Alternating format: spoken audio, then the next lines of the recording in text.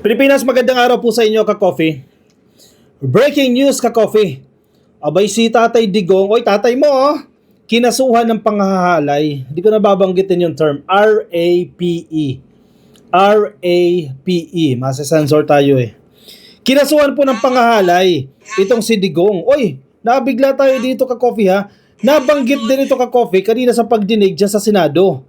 And verify natin kung totoo bang kasama yung RAPE o pangahalay na kaso kay Tatay Digong. Oy, tatay mo. Hindi ko tatay ha. Tawag lang nila tatay nila. O yung mga anak dyan, paano yan? Nang halay pala tong si Digong. Yan ang kaso ha. And I don't think kakatigan ng ICC yan nang walang matibay na ebidensya. Kaya nag-issue ng warrant of arrest dyan, chinek nila may reasonable grounds ba? At na-determine nila. Aba, hindi lang pala crimes against humanity. Hindi lang pala torture ang kaso kay Digong. Pati pangahalay pala. Eh sa bagay, nakita nyo, ka-coffee, yung mga previous scenarios, nakikipaghalikan eh. Yes, hindi naman pangahalay yan kung pumayag naman yung nahalikan. Pero kung pinersa siya sa halikan, pangahalay na yan. Nakita nyo yan? Maraming beses, maraming instances yan. Hinahalikan ni Digong. Ay, may pinagmanahan pala. Ano to? Kibuloy version 2.0? Nagulat sila dyan at hindi nila matanggap yan na nangahalay ang tatay nila. Ang hirap naman kasi tanggapin yan, tatay mo.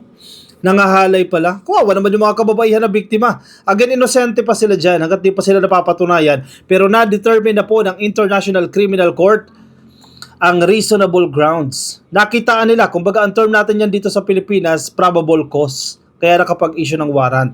Kanina kung nakikinig kayo ng hearing, pinapaliwanag na Remulla yan eh. Ibang korte ang ICC, kung ikukumpara mo sa korte ng Pilipinas, nagkakaiba po yan ng mga terms na ginagamit. And then, finally, naintindihan naman ni Amy Marcos yan, no? Isa yan, halimbawa, probable cause. Sige, sa Pilipinas, probable cause yung tawag natin dyan. Pero, yung term nila dyan sa ICC, reasonable grounds, ka-coffee. Anyway, sige, para ma-confirm natin, syempre baka fake news eh. Check natin sa ICC mismo. Available naman po yan. Pwede kayo pumunta sa website ng International Criminal Court. Yan, puntahan ninyo, ka-coffee yan. Nakapublish na po dito yung kaso ni Digong. I-verify nyo po yan. Ang title po nito, itong release na ito ay inilabas March 12, 2015. Situation in the Philippines, Rodrigo Roa Duterte in ICC custody. Dito nakasaad na kinasuhan din siya ng pangahalay, RAPE. Today, 12 March 2025, Mr. Rodrigo Roa Duterte or Mr. Duterte, born on 28 March 1945, malapit na birthday niya, was surrendered to the custody of the International Criminal Court, ICC, or quote-unquote, the court. He was arrested by the authorities of the Republic of the Philippines or the Philippines in accordance with an arrest warrant issued by Pre-Trial Chamber 1 or the Chamber for charges of MURDER, pagkitil, MURDER, as a crime against humanity. On 10 February 2025, the Office of the Prosecutor of the ICC, or the prosecutor, applied for an arrest warrant against Mr. Duterte for crimes against humanity of MURDER, o pagtsugi, MURDER. Number 2, torture. Mabigat ito, TORTURE, torture. And RAPE o pangahalay, RAPE. Hindi ko na binibigkas yung mga term, ka-coffee, kasi sensitive po si Facebook and si YouTube dyan. Baka ma-censor tayo sa ganyan mga terms. MURDER at RAPE, yung pangahalay, ka-coffee. Yan po yung kasong isinampa sa kanila. Nagulat sila. Bakit may ganyan? Hindi nila alam yan. Alam nila crimes against humanity lang. Tukhang lang, EJK lang. War on drugs lang. Bakit daw biglang may lumabas na RAPE? Ano yan? Invento ng ICC? Trip lang ng ICC. O sige, teka, ilagay ka natin RAPE dyan. Trip lang nila. Malamang may nagreklamo. At yung nagreklamo, malamang may matibay na ebidensya para katigan ng ICC yan. Kasi kung napanood nyo, ka-coffee, yung pre-trial, ka-coffee, na naganap dyan, ang mga hukom dyan, ang mga judges sa ICC, they decide based on merit, not based on emotions. As compared dito sa Pilipinas, na hype na hype. Dramatic ang dating. Sa ICC, hindi. Tinitingnan nila yung merit ng kaso, tinitingnan nila yung mga ebidensya. And hindi maglalabas ng warrant of arrest yan kung hindi nila nakitaan ng reasonable ground. At mukhang may mga nahalay si Digong na lumapit sa ICC. So hindi na lang tukhang ang pinag-uusapan natin dito. Hindi na lang AJK. Mabigat na paratang ito. At nakitaan ng ICC ng reasonable ground yung pangahalay ni Digong. Aba, manyakol pala yan kung totoo. Isa ka palang manyakol, tatay mo manyakol. O, proud ka pa ba niyan? O, DDS, proud ka pa niyan? O, women empowerment, di ba? Yan ang sinusulong ninyo. Women empowerment, tapos sinusuportahan ninyo. Oy, manyakol. Oy, may kaso ng panggagahasa. O pangahalay. Magdalawang isip na kayo dyan. Again, inosente. Disclaimer ka, Coffee. Inosente pa. Hindi pa napapatunayan pero nakitaan na po ng reasonable grounds. So yan, patunayan nila na hindi nila ginawa yan. Nandiyan na sa kanila ang bola. Kaya kasabi ni Bongo, wala na, huli na sa lahat itong hearing na to. Nandudo na si Digong sa ICC. Ay, di pala kasi yung defense ninyo. Ganon din si Sara. Si Sara, sabi niya, ako lang nag-iisa dito. Gumagawa ng paraan para maiuwi yung tatay niya. Sabi ni Amy Marcos, hindi ka nag-iisa. Hindi ka tinitingnan bilang tumutulong sa kanila. Si Amy Marcos, sana ma-realize siya na yan. Binoboljak siya ni Maharlika. Ang tawag nga sa kanya manggagamit. Si Sara Duterte, hindi nire-recognize si Amy Marcos na tumutulong. In fact, nasa statement ni Sara, sabi niya, ako lang mag-isa. Even Harry Roque hindi kasama, even Ms. Jaldea, even si Robin Padilla, display lang siya dyan sa The Hague. Nagsasayang lang yan dyan ng resources. Sana personal money niya ang gastos dyan. Hindi sila kinikilala ni Sara Duterte. Ako lang, sabi niya, ako lang ang gumagawa ng paraan mag-isa para maibalik yan tatay niya. Ito naman si Amy Marcos, yan na trato sa'yo. O si Panelo, hindi ka na nga kinikilala eh. Sabi, lukohin mo lelang mo. Si Sara Duterte, definitely hindi ka kinikilala na bilang tumutulong sa kanila. Si Maharlika, yung kanilang mga content creators, mga DDS sa vloggers, tinatawag kang manggagamit.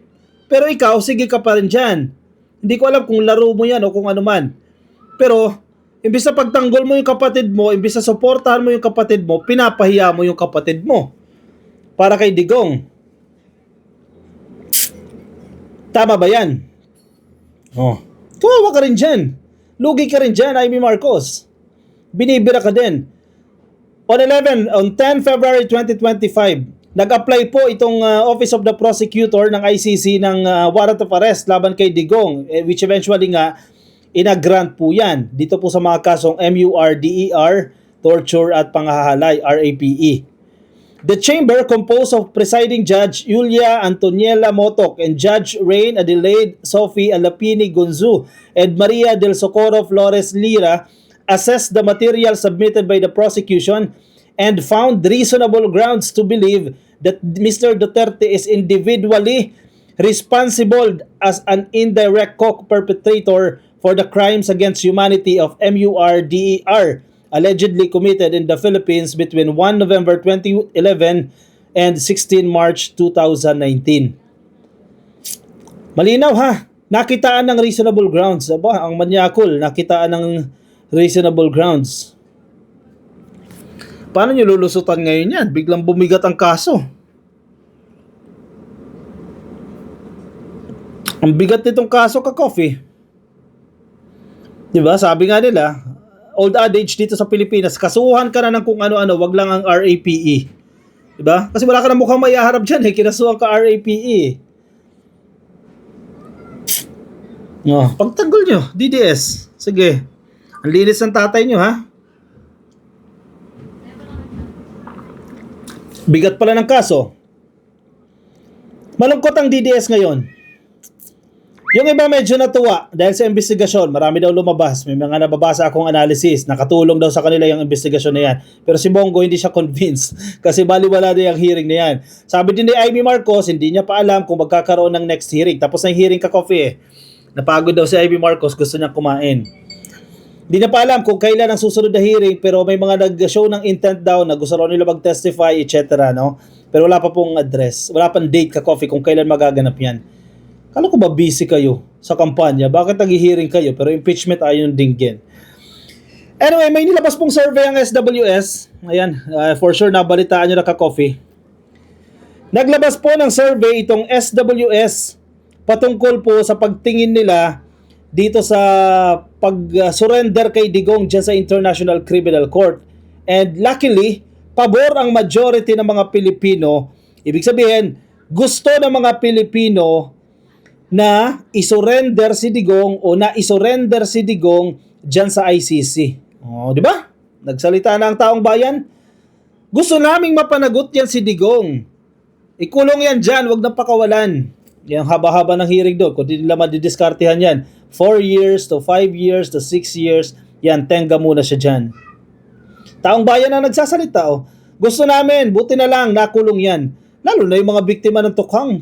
Tuwan-tuwa sila, finally, no? Nakamit nila ang hustisya kahit wala pang judgment, kahit papano, nakamit nila, nakita nila na nakakulong yan si Digong. Ang palasyo, nagpapasalamat po, nasa balita po ng ABS-CBN, kung nakita nyo na itong balita na ito, Palace, thankful, majority of Pinoys back accountability for Duterte drug war killings. Yung pagtsugi niya dyan, yung kanyang tukhang dyan, ayan, mananagot na siya. Malacanang on Thursday said it is thankful that majority of Filipinos agree that former President Rodrigo Duterte should be held accountable for EJK done during his terms, tukhang. Oy, very good. Kung sino man po yung na-survey ng SWS, thank you. So, kahit papano, may research na naglalabas na gusto namin na managot si Digong yan. So, ano yan? Yung mga DDS na nasa social media, mga peke lang yan, mga trolls lang yan? Baka. 51% of Pinoys agree Duterte must be held liable for EJK victims and tukhang, sabi po ng SWS. Natutuwa po tayo na majority po ng mga taong bayan ay sumasang-ayon sa ginagawa ng pamahalaan. Presidential Communications Office Undersecretary Claire Castro told Teleradyo Serbisyo. Masakit ang loob ng mga DDS kasi majority gustong makulong si Digong. Yan, di nila matanggap yan.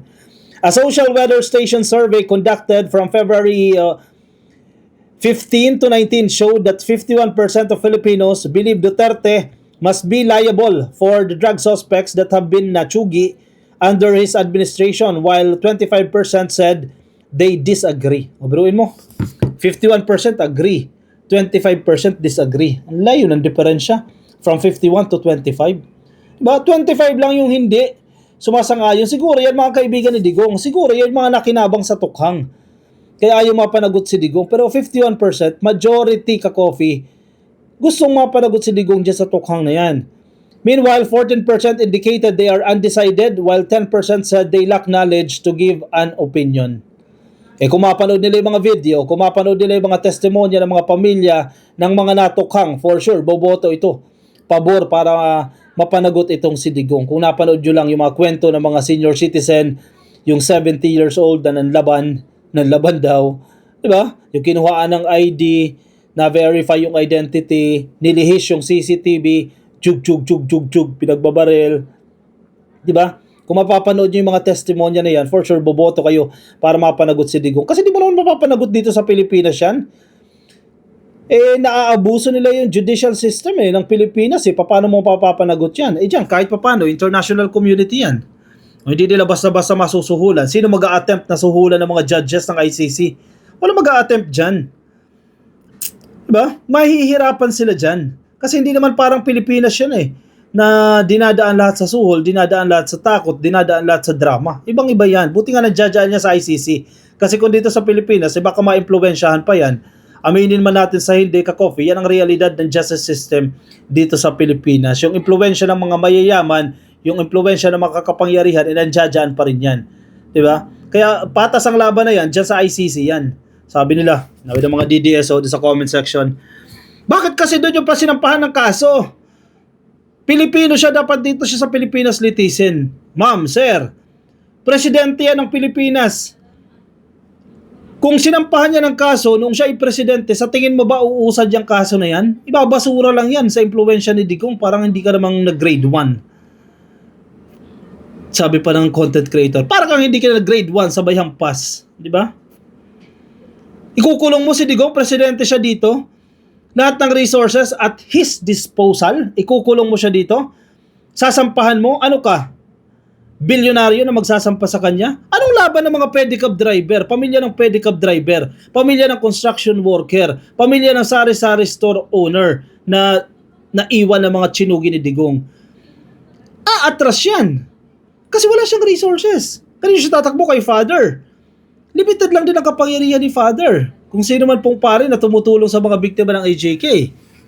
Tapos gusto mo, dito na lang sampahan sa Pilipinas yan. Sos, Mariosep. Paano makakamit ang hustisya kung dito sampahan ang kaso yan? Okay lang yan dyan sa ICC. Buhay hotel naman siya dyan eh. Charming daw, sabi ni Sarah. Kung napanood yung interview ni Sarah, sabi niya, si Digong daw nakukuha yung charming, dahil charming siya, nakukuha daw yung parang tinutukan niya doon yung, kumbaga yung loob ng mga nagtatrabaho dyan sa ICC. Wow, sana all charming. Despite the survey asked over 1,800 respondents nationwide for their insights. The survey was commissioned by the Strat-based group. May nag-commission ng survey. Oy, peke yan! Yan naman sasabihin nila kasi hindi favorable sa kanila. Despite being deemed as a Duterte stronghold, the SWS said Visayas has the highest agreement to holding former President Duterte accountable for AJK at 62%. Oy, mga kakampi ni Leni Robredo yan, mga taga Visayas. O yan, gusto talaga nila mapanagot sa Digong eh. In Mindanao, which is known as Duterte's bailiwick, 47% also agreed to holding him liable. O, biruin mo. Baluarte mo na yan, nakakuha pa ng 47%. Gusto kong mapanagot. In an interview, Castro said the palace aims to address fake news surrounding Duterte's arrest following the issuance of a warrant by the International Criminal Court. Kasi yan na lang ang resort nila. Yan na lang ang ginagawa nitong mga DDS talaga. Manggulo. Gagawa ng mga fake news, isi-circulate nila online yan para makakuha ng simpatsya. Palalabasin nila, irregular, mali, yung pag-aresto dito kay Digong, wala daw warrant, pero kanina sa hearing na establish na mayroong warrant of arrest, pinakita yung digital copy, which is allowed naman po yan, yung digital copy, pinapalabas nila na walang warrant of arrest. Ayun yung tanggapin. Diba? Napapahiyari kayo dyan. Castro also reminded Vice President Sara Duterte about her duties after the latter followed her father to The Hague in the Netherlands after his arrest. The former president is currently at the ICC's detention center at The Hague in the Netherlands. He is facing a complaint of crimes against humanity of MURDER in relation to EJK in his years-long brutal tukhang. Oo nga, paano pa makakapagtrabaho si VP niyan? Ma'am, baka patong-patong na yung mga kailangan mong pirmahan dyan. Diyan ka tumira sa The Hague. Uwi din, minsan, may trabaho ka din dito. O pwede, wag niya muna kunin yung sahod niya. O pwede, mag-resign na. Diba? Mag-resign na siya sa pwesto niya, bantayan niya yung tatay niya dyan sa The Hague. Kasi pinapasahod siya dito sa Pilipinas, di naman siya nagtatrabaho. Ang Vice Presidente Kakopi, wala yung regular na magta-time in, time out ka, hindi uso yan. Pumasok ka man o hindi, may sahod ka. Ayan ang nga nangyayari. Paano siya nakakapagtrabaho? Baka sa gabi, nagtatrabaho, masipag. Pero tama yung sinasabi dito ni Castro, ni Yusik Claire. Madam, alalahanin mo, ikaw ay Vice Presidente. Meron kang tungkulin, may trabaho ka dito sa Pilipinas. Baka nakakalimutan kasi hindi ata uuwi hanggat di dala si Digong eh. Matagal-tagal pa yan, ma'am. Ilang taon yan? 4 na taon, dyan ka. Tapos na yung eleksyon ng 2028, nandiyan ka pa rin, di pa na iuuwi si Digong. Kailangan ma-remind si Sara Duterte. May trabaho siya dito, may pananagutan siya dito sa Pilipinas. Umuwi na siya, isama niya na si Roque. Kasi si Roque may pananagutan dito sa bansa eh. Dahil nagtatago din po yan eh. Total, di naman parte ng legal counsel yan o ng counsel ni Digong. Pauwi na rin yan. Bring Harry home. Oy, Harry, uwi ka na dito. Hindi na galit sa'yo ang mga kumare mo dyan sa House of Representatives. Kailangan mong managot. Uwi ka na dito sa Pilipinas at ipaliwanag mo na bakit bigla kang yumaman. Ipaliwanag mo na, ano ba talaga yan? Magkano ba ang bigayan dyan sa Pogo? O totoong nagbenta ka ng lote? Patunayan mo na totoong nagbenta ka ng lote kaya bigla kang yumaman. Yan naman pinagsimulan yan eh. Biglang yaman eh. Sabi niya, nagbenta ng lote. O asang katunayan na nagbenta ka ng lote, walang maipakita. Ayun, nagtago. Humahanap ng asylum dyan sa the Netherlands. Good luck sa'yo, sir. O siya, sige ka-coffee, baka may komento kayo, opinion, reaction, lagay dyan sa comment section para mabasa yan ang iba natin mga ka-coffee, yung mga nasa Facebook. Please like and follow. YouTube, click yung subscribe and hit the notification icon. Yung mga nakikinig din sa atin sa TikTok, pwede rin po kayo mag-follow dyan. I'll see you, Ka-Coffee, in my next video. See you. Bye-bye.